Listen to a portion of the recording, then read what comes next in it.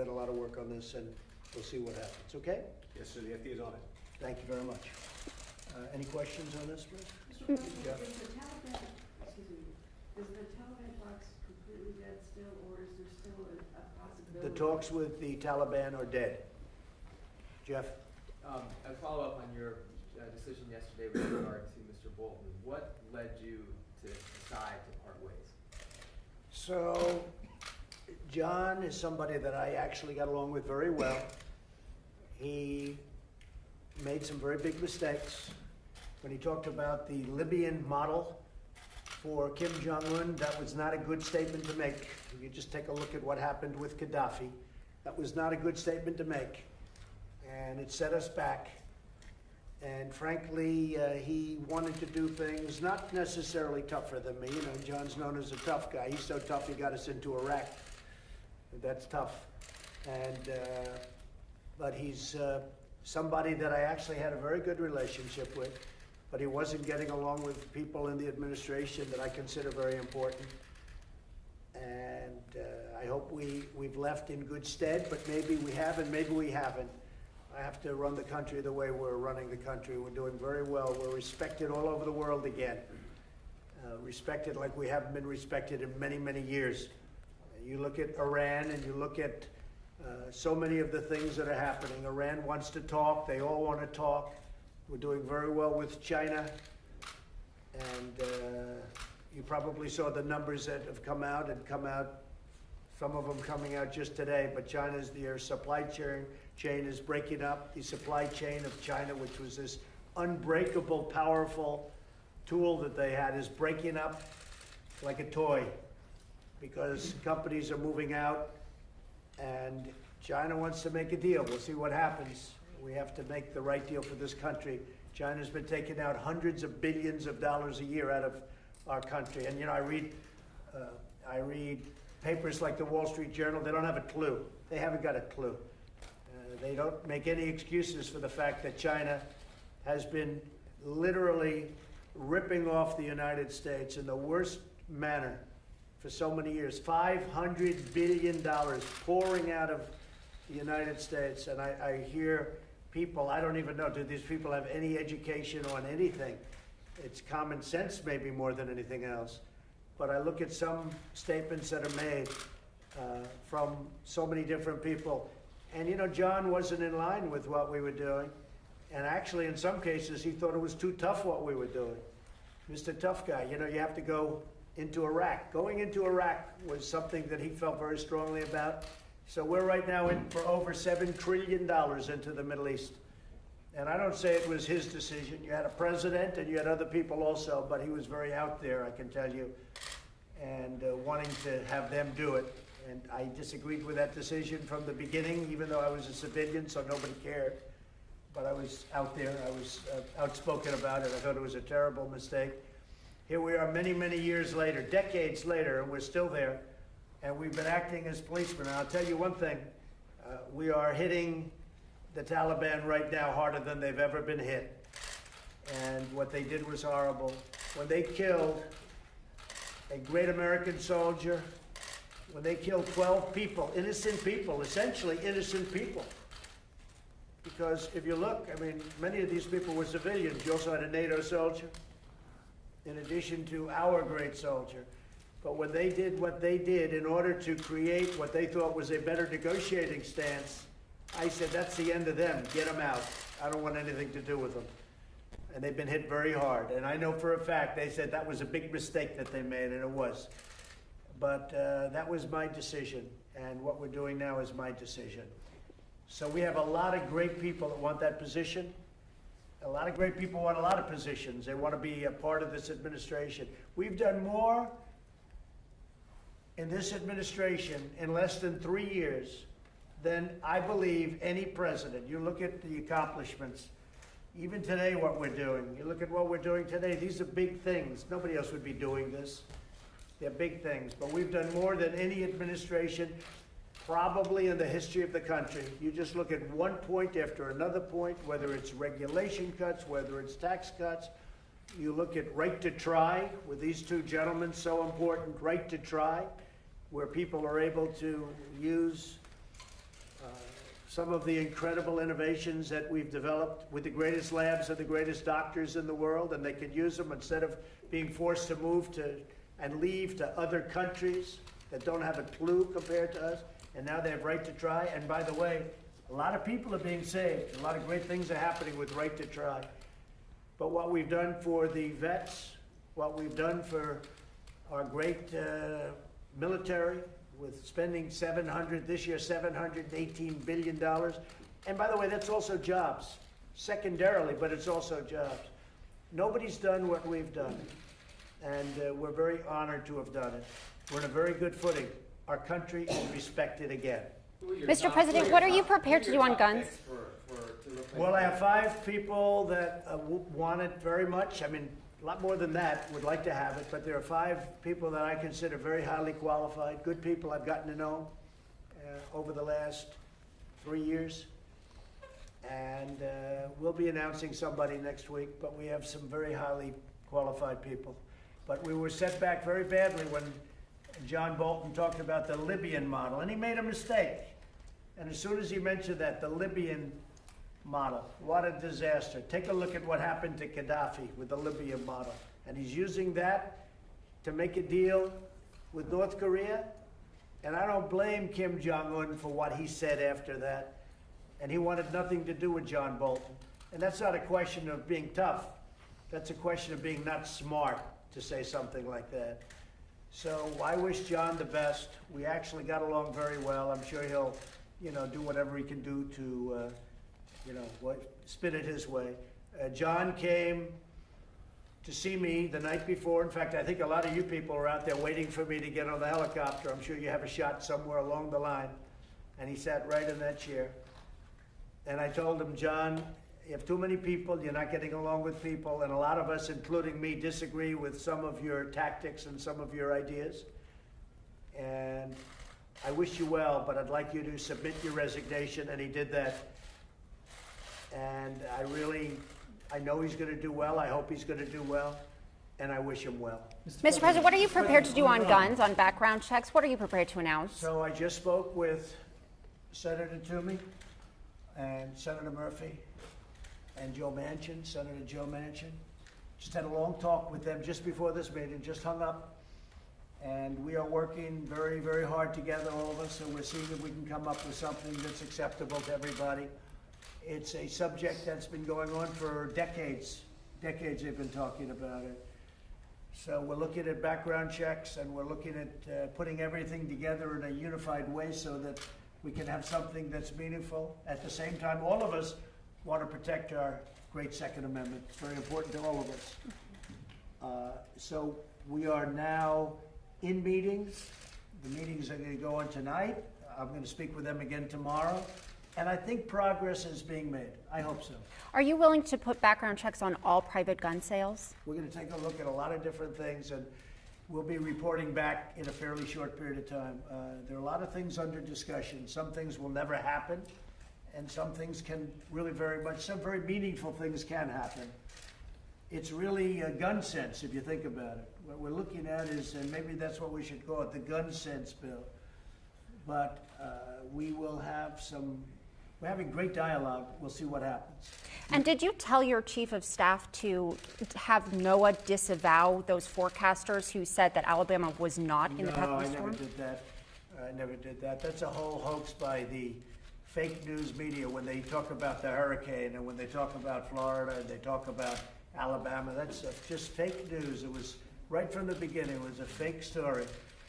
And while we're here and while we're talking about that, I want to congratulate Dan Bishop last night on an incredible win. Dan was 17 points behind 3 weeks ago. The media thought he was going to lose. They were all set to have a big celebration with their partners from the Democrat Party. And Dan Bishop worked really hard, and I worked very hard with him. And he made up a 17-point lead in a few weeks. And he won a great election last night. And also Greg Murphy, which nobody's even reporting, but Greg Murphy won a great congressional election in North Carolina last night. And I want to congratulate, between Dan and Greg, what a job they did. We pick up 2 seats, and Greg was, anticipated to win by 2 or 3 points, maybe less, but 2 or 3 points, and he won by many, many points. I don't know what the final tab is, but he won by a lot. And he campaigned brilliantly, and Dan campaigned brilliantly, and so we're very happy about that. That's a tremendous win for the Republican Party. Okay? Mr. President, Mr. President. Yeah, go ahead. Now that John Bolton is gone, is your policy on Venezuela going to change? Are you open to meeting with Well, we have a Maduro? policy on Venezuela that's a firm policy. Venezuela is really hurting, and we're trying to help people in a humanitarian way. That's probably not good in terms of, crushing a terrible regime, but you have people dying. This is a country that 15 years ago was one of the wealthiest countries, and now it's dying. They don't have water, they don't have food, they don't have medical, they have nothing. So we're trying to help as much as we can. We're also working with Colombia, and the leader of Colombia is a friend of mine, and he's doing a really good job, I can tell you that. We're working with Colombia, we're working with Brazil, we're working with other countries on a humanitarian basis. Venezuela's in very sad shape. That shows you about socialism. I mean, that shows you what happens. You take a country that was so wealthy 15 years ago, and today they don't have water and they don't have basic food.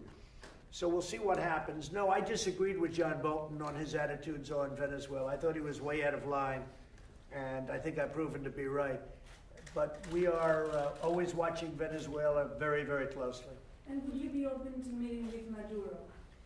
I don't want to talk about that. Mr. President, about your announcement today, are you concerned that the companies that were making these products will be treated unfairly by taking these products off the market? Well, they've become very rich companies very fast, and the whole thing with vaping is been very profitable. And I want companies. Look, you know that I fight for our companies very hard. That's why I'm fighting with China. That's why I'm fighting with other countries. If you look at European Union, and if you look at Japan, and if you look at so many others, including South Korea and many others, we're constantly dealing with them to make it good for our companies, because I view it as jobs. I view it as income for our country and jobs. Vaping has become a very big business, as I understand it, like a giant business in a very short period of time. But we can't allow people to get sick, and we can't have our youth be so affected. And I'm hearing it, and that's how the First Lady got involved. She's got a son together that is a beautiful young man, and she feels very, very strongly about it. She's seen it. We're both reading it. A lot of people are reading it. But people are dying with vaping. So we're looking at it very closely. And, if nothing else, this is a conference that's going to let people know about it, because people are going to watch what we're saying. And parents are going to be a lot tougher with respect to their children. A lot of people think vaping is wonderful, it's great. It's really not wonderful. That's one thing I think we can say definitely, Commissioner. It's not a wonderful thing. It's got big problems. We have to find out the extent of the problem. It's so new. It's so new. But we're going to find out. And I hope that parents that, they have children, and the children are a certain age, I hope they're going to be able to make wise decisions, maybe based on what we're saying today. But the Commissioner and Alex Azar, they're going to be coming back over the next pretty short period of time, couple of weeks, with some very strong recommendations. Can you tell us what the timeline is for taking those flavors off the market? Alex? Yes, so it'll take several weeks for us to put out the final guidance that would announce all the parameters around the enforcement policy. And then there will likely be about a 30-day delayed effective date, as is customary with FDA's good guidance practices. And at that point, all flavored e-cigarettes other than tobacco flavor would have to be removed from the market. Tobacco-flavored e-cigarettes, their manufacturers would, by May 2020, have to file for approval by FDA of their products. The other flavored product manufacturers can, at any time, also file, but they would be off the market until approved by FDA. The Obama administration had allowed these products to go onto the market in an unregulated way by delaying any enforcement in the hopes that people who are using combustible tobacco would transition to a less harmful form of nicotine delivery through e-cigarettes. But what we've seen is the data just shows the kids are getting access to these products in spite of our best efforts at enforcement, at retail enforcement, at controlling locations, at over 8,000 warning letters to retailers and others, in spite of moving products off shelves.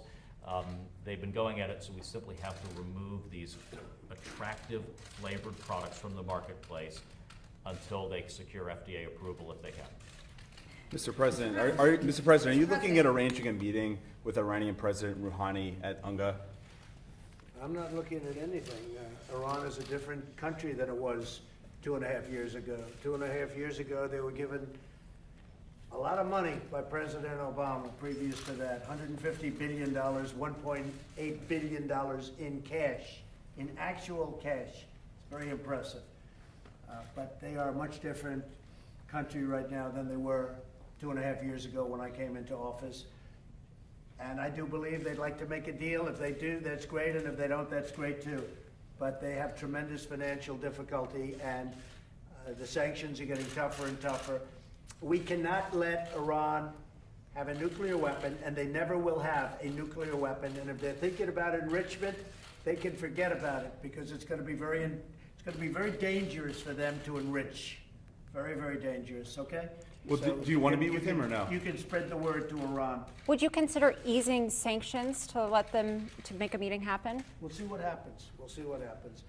I think Iran has potential, and I think North Korea. Those are two countries we're dealing with right now at a very high level. I think Iran has a tremendous, tremendous potential. They're incredible people. We're not looking for regime change. We hope that we can make a deal, and if we can't make a deal, that's fine too. Okay, that's fine too. But I think they have to make a deal. They've never been in this condition. By the way, China is having the worst year they've had now in 57 years, okay, 57. It was 27, it was 22, and then 27. It's 57 years, it's the worst year they've had. And it's only gonna get worse, so I think they wanna make a deal too. We're dealing with them, but I think they wanna make a deal. As you know, they're coming in sometime in early October, and we're speaking to them constantly. And they also, they made a couple of moves last night that were pretty good. You saw that, right? They were pretty good. Which moves you mean? They were pretty respectful to our people. You're gonna see it because you were one of the people that reported it, your group. But China is about having to do with tariffs, Jeff. Having to do, you saw what they did. They took tariffs off certain things, a lot of things. And you're happy about that? I think they did the right thing. I think it was good for them, but they took them off. Yeah, I think it was a gesture, okay? But it was a big move. People were shocked. I wasn't shocked. But I deal with them, and I know them, and I like them, and I hope we can do something. And with respect to Iran, I think they have to do something because they have potential to have an unbelievably great country. But the way it's going right now, it's disintegrating, and I don't think they should allow that to happen. North Korea has tremendous potential. North Korea is in between Russia, China, and South Korea. It's an incredible people. I think that they really will, they have this truly unbelievable potential, and I think they want to get to it. We'll see what happens. I mean, maybe they do and maybe they won't. I mean, you're just going to see. But I really believe that North Korea would like to see something tremendous happen. This could be one of the most unbelievable, you look at a country in terms of upside, this could be one of the most unbelievable experiments ever, North Korea. And I also say the same with Iran. Iran can get back to business. They can do unbelievably well with all of the natural things that they have. So on vaping, just to finish, this is all about vaping. This is a meeting that gets off a little track because you ask us questions about other things, and I think we're better off answering them than not. But we are looking at vaping very strongly. It's very dangerous. Children have died, people have died, and the acting commissioner is somebody that's a true expert on it, as much as you can be an expert on a brand new subject. And we're going to have some very strong rules, regulations, and more importantly, I think we're going to have some very important information come out very shortly, okay? And we'll be reporting that over the next couple of weeks, and I want to thank you, and Commissioner, I want to thank you very much, okay? Thank you very much. Thank you, everybody. Thank you, press. Thank you, press. Right this way. Thank you, guys. Thanks. Thank you, press. Thank you. Mr. President, any reaction to Netanyahu's Thank you, comments press. to We're annex leaving now. more of Thank the you, West press. Bank? Keep moving, guys. The West Bank, Netanyahu and the West Bank. Do you have any reaction? No reaction.